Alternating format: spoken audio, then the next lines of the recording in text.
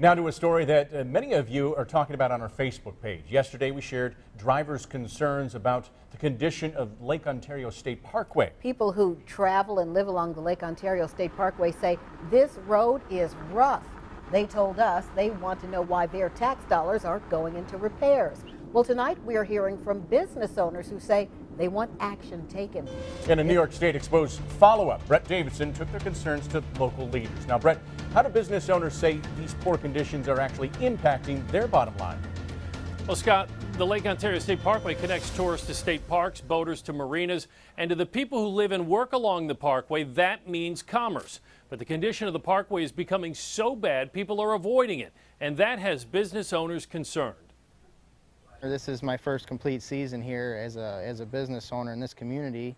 So obviously I've taken a huge undertaking. Gatlin Ernst recently purchased the Lake Breeze Marina in Kent. He caters to boaters and charter fishermen, but he's concerned that his business could be hurt because the main road to his marina is the Lake Ontario State Parkway. As far as the business side of it, I think it does, impact on that.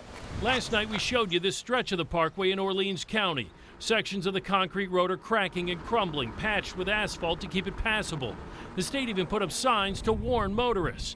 But in an area with lakes, rivers, and state parks, fishing, boating, and camping are big business here. This is good tax money coming in from out of the area for the fishing that we have here.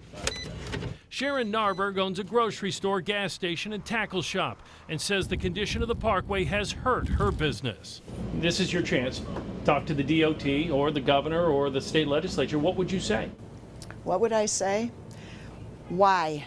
Why have you forgotten us out here? The State Department of Transportation says it hasn't forgotten people out here.